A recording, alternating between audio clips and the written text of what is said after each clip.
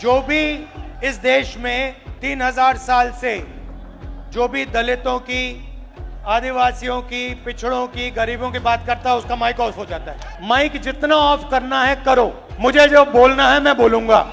कि आपके सामने दीवार खड़ी है और उस दीवार को नरेंद्र मोदी और आरएसएस मजबूत करते जा रहे हैं। जहां भी उनको अपॉर्चुनिटी मिलती है वो दीवार में सीमेंट डाल देते हैं। उन 25 अरबपतियों में मुझे दलित नाम बता दो, आदिवासी नाम बता दो, पिछड़े वर्ग का नाम बता दो, मैं खड़ा हूं, बता दो, एक नाम बता दो। अदानी आदिवासी है क्या? दलित है, पिछड़े वर्ग का है। अंबानी आदिवासी है क्या? दलित है, पिछड़े वर्ग का है। टाटा, बिरला। नरेंद्र मोदी जी और बीजेपी की सरकार ने आज पार्लियामेंट हाउस में संविधान दिवस पर फंक्शन कराया।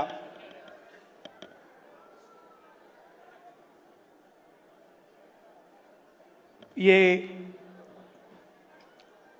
हिंदुस्तान का संविधान है। मैं आपको गारंटी देकर कह रहा हूं कि नरेंद्र मोदी जी ने इस किताब को नहीं पढ़ा है, क्योंकि अगर नरेंद्र मोदी जी ने ये किताब पढ़ी होती तो वो जो रोज करते हैं वो नहीं करते। ये इसको हम संविधान कहते हैं और इसको किताब का फॉर्म दे रखा है, मगर ये एक किताब नहीं है। ये हिंदुस्तान की हजारों साल की सोच है और 21वीं सदी में हिंदुस्तान की जो कहो सोशल एम्पावरमेंट की जो सोच है, अंबेडकर जी की, फूले जी की, बुद्ध भगवान की, गांधी जी की, वो इसके अंदर है। आप किसी भी स्टेट में चले जाइए, केरला में नारायण गुरु जी, कर्नाटक में बसवना जी, फूले जी, शिवाजी महाराज, हर स्टेट में आपको ऐसे 2-3 नाम मिलेंगे जिनकी सोच इस किताब में आपको मिलेगी। मैं आपसे पूछना चाहता हूं, इसमें सावरकर जी की आवाज है क्या? इसमें कहीं लिखा है कि हिंसा का प्रयोग करना चाहिए? इसमें कहीं लिखा है कि किसी व्यक्ति को मारना चाहिए, डराना चाहिए, काटना चाहिए? कहीं लिखा है इस किताब में? इस किताब में लिखा है कि झूठ का प्रयोग कर कर सरकार चलानी चाहिए? मुझे दिखा दो कहां लिखा है इसमें। तो यह सत्य और अहिंसा की किताब है। सिंपल सी बात है, यह हिंदुस्तान का सत्य है और यह अहिंसा का रास्ता दिखाता है। पहली बार कास्ट सेंसस को तेलंगाना में जनता की एक्सरसाइज बना दिया गया है। जो सवाल पूछे जा रहे हैं वो बंद कमरे में 10-15 लोग नहीं चुन रहे हैं, वो लाखों लोग, उसमें दलित, आदिवासी, पिछड़े वर्ग के लोग, गरीब जनरल कास्ट के लोग, माइनॉरिटी के लोग, सब लोग हैं। और तेलंगाना की जनता ने सेंसस डिजाइन किया है। तो तकरीबन 90% हिंदुस्तान की आबादी इन वर्गों में से आती है। उसमें आप 5%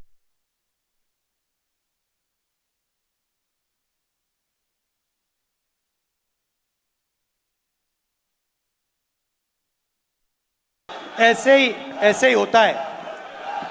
मैं आपको बताता हूं, जो भी इस देश में 3000 साल से जो भी दलितों की, आदिवासियों की, पिछड़ों की, गरीबों की बात करता है, उसका माइक ऑफ हो जाता है।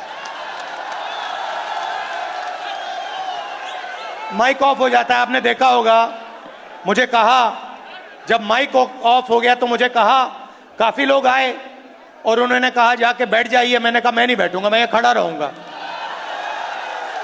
मुझे नहीं बैठना। माइक जितना ऑफ करना है करो, मुझे जो बोलना है मैं बोलूंगा।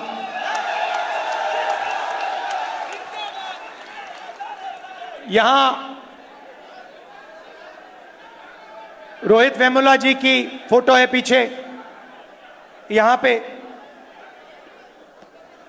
ये बोलना चाहते थे, इनकी आवाज छीन ली गई। और हर रोज हिंदुस्तान में आदिवासी युवा, दलित युवा, पिछड़े वर्ग का युवा सपना देखता है, मैं इंजीनियर बनूं, मैं डॉक्टर बनूं, मैं लॉयर बनूं,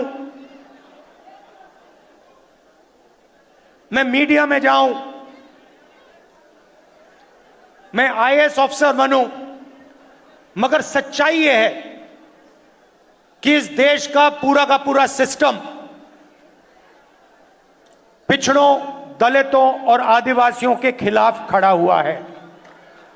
यह सच्चाई है, क्योंकि अगर नहीं होता तो मीडिया में हमें ओबीसी वर्ग के, दलित वर्ग के, पिछड़े वर्ग के युवा दिखते, एंकर दिखते, मालिक दिखते।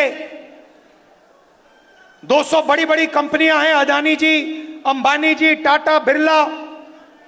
इन कंपनीज में दलित, आदिवासी, पिछड़े लोग हमें मैनेजमेंट में दिखते, मालिकों की लिस्ट में दिखते। मगर नहीं, आपको हिंदुस्तान की 200 सबसे बड़ी कंपनियों की मालिकों की लिस्ट में एक ओबीसी नहीं मिलेगा, एक दलित नहीं मिलेगा, एक पिछड़े वर्ग का नहीं मिलेगा। सच्चाई है।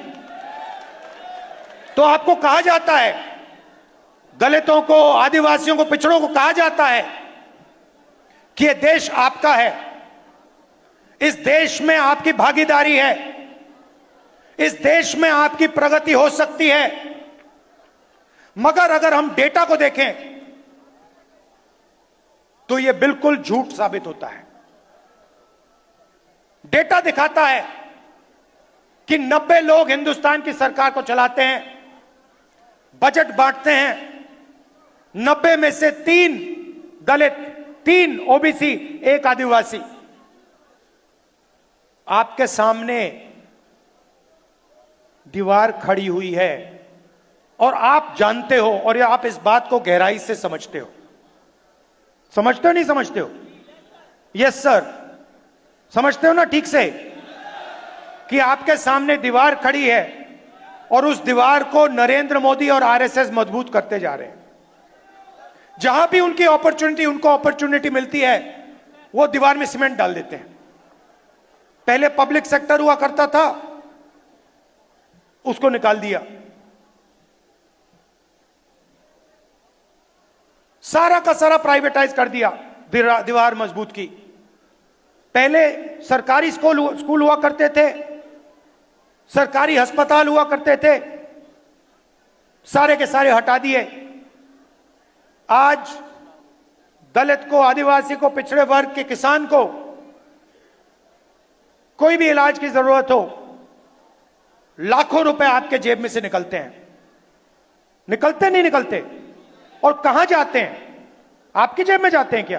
पिछड़ों की जेब में जाते हैं, दलितों की जेब में जाते हैं, आदिवासियों की जेब में जाते हैं? नहीं,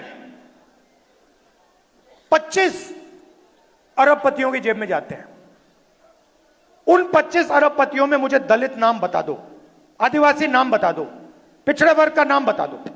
मैं खड़ा हूं, बता दो, एक नाम बता दो। अदानी आदिवासी है क्या? दलित है, पिछड़े वर्ग का है। अंबानी आदिवासी है क्या? दलित है, पिछड़े वर्ग का है। टाटा, बिरला, ये आदिवासी हैं, दलित है, पिछड़े वर्ग के हैं? नहीं। तो सारा का सारा आपका धन आपके जेब में से निकालकर उनके ओर जा रहा है। और उसमें मैं कहना चाहता हूं 5% 7% बेचारे जनरल कास्ट के गरीब लोग भी शामिल हैं, उनको भी कुछ नहीं मिलता। खोखले सपने दिए जाते हैं। 24 घंटा मैं 20 साल से देख रहा हूं, 24 घंटा आपको बताया जाता है कि आपको जगह है, आपकी जगह है, आपको जगह मिलेगी, मगर नहीं। ये जो संविधान है इसकी सोच की रक्षा करना चाहते हैं। हम चाहते हैं कि जो इसमें लिखा है कि हिंदुस्तान के सब लोग एक समान हैं, one man one vote, equality, fraternity, उसके लिए हम लड़ रहे हैं और यह काम हम पूरा करके आपको देंगे। मैं चाहता हूं, यहां आपने मीटिंग की, मैं चाहता हूं कि जाति जनगणना का जो मैसेज है और 50% रिजर्वेशन का जो मैसेज है, आप सब हिंदुस्तान के गांव गांव में, हर शहर में, हर सड़क में आप जाके फैलाओ। जहां भी आप जाओ, आपका एक ही मैसेज होना चाहिए, इस देश में 90% लोगों के साथ अन्याय हो रहा है, रोज हो रहा है, हर रोज हो रहा है, हर मिनट हो रहा है। और अन्याय को खत्म करने का तरीका जाति जनगणना और रिजर्वेशन को 50% से आगे बढ़ाना है।